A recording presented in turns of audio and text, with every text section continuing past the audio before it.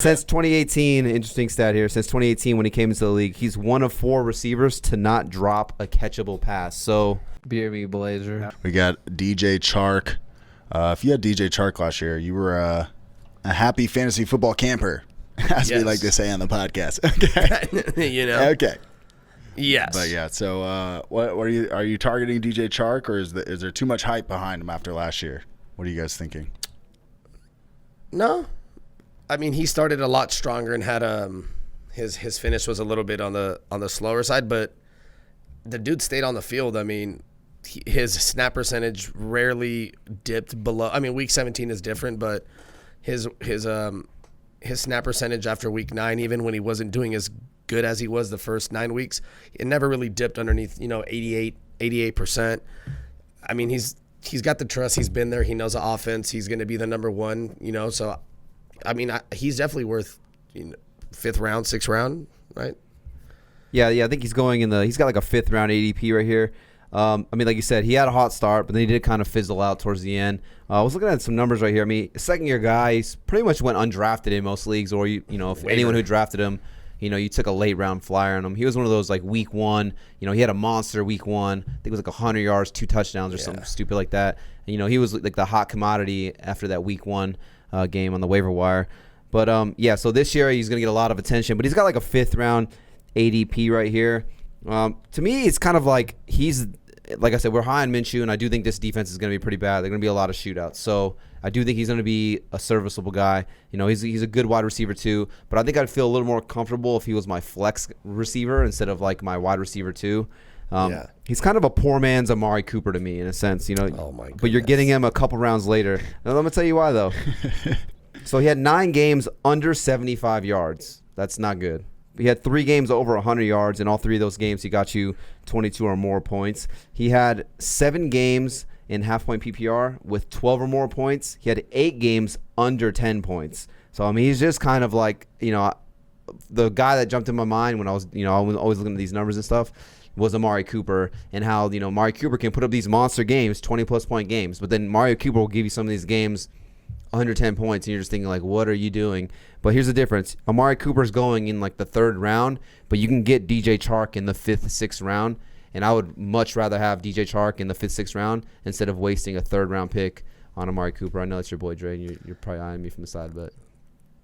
I wouldn't say waste. You're probably looking at me over here like... Why is everyone so fucking stupid? No, I mean, I like Chark. I was surprised he had 5 tugs through 5 games. After week 5, he had 3 touchdowns the rest of the season. So, that you can't attribute that even as when I back up Amari. It's not all his fault. Sometimes it is a QB, and in Amari's case, it's not as much as DJ Chark. DJ Chark's definitely is the QB. I mean, he had some games where he just, he couldn't be found. I mean, 9 targets, 4 catches, 15 targets, 8 catches. I mean, that's not too good. 12 targets, 6 catches. I mean, I think once as another season goes on, the chemistry will go up with him and Gardner Minshew. So, I mean, young guy, 3rd year in the league. I see him getting another 8 to 9 touchdowns. And I think this year it's going to be more of a consistency thing. I think he's gotten used to being the number 1. He's going to be seeing, number 1 coverage and shit like that. So I think he'll be able to kind of be more consistent, throughout the season instead of kind of being so top heavy and then kind of fizzling off. And I mean, it comes with the offense, or it just comes with being a professional. I mean, wide receiver isn't the easiest position. Yeah. So I think he'll learn more nuances, whether, out route running or getting separation or just being more consistent through and through. I think he'll be a good value pick in the 5th round, I think, for sure. For sure, yeah. I think he's one of these you always talk about. I think we've been, doing these mock drafts.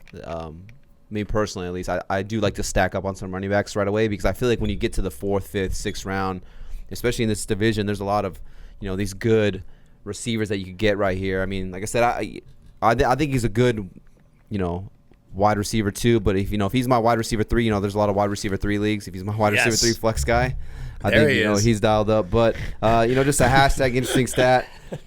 Since 2018. You get DJ Chark as your wide receiver 5, bro. I have so many team names for you.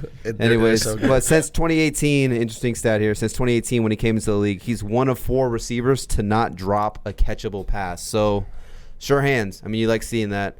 For sure. So yeah, I mean, Which if you're going to compare to Amari Cooper, bing, bing, bing. you know, I was just sure of comparing hands. Kamari Cooper's 9 drops last year. drops. But I'm just saying with the boom bust potential of what he has. Like I think he's got the boom games where I think he's gonna have some monster games. But I do think there's gonna be some games where he disappears. Obviously, I'm just going off what I saw last year. Things can change every year, potentially. And he's not in a particular. But I do like Chark. I'm not trying to discredit him. I do like Chark. He's one of my favorite targets in these middle rounds. Like I said, if I'm gonna load up on running backs early, or maybe I go quarterback early, tight end early. He's one of these wide receivers I don't mind grabbing in the middle rounds because I think the value for these middle round receivers is just crazy. That is like a good point about middle round. I feel like that's where a lot of people struggle in their drafts is like those middle rounds. So if you can have a guy in your in the back of your head for these middle rounds to target, that's always good. Because I think that's like the biggest struggle. You know who you're getting in the first couple rounds from if you do a little bit of research, but once you start getting these middle rounds, it gets a little dicey.